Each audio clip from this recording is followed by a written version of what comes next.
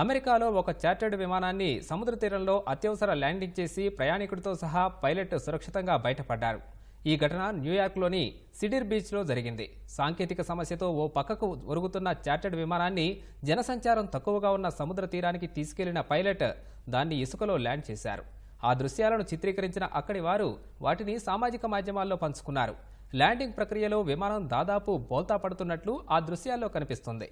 ప్రయాణికుడు, pilot సురక్షితంగా ఉన్నారన్న అధికారులు ఘటనపై దర్యాప్తు చేపట్టినట్లు తెలిపారు.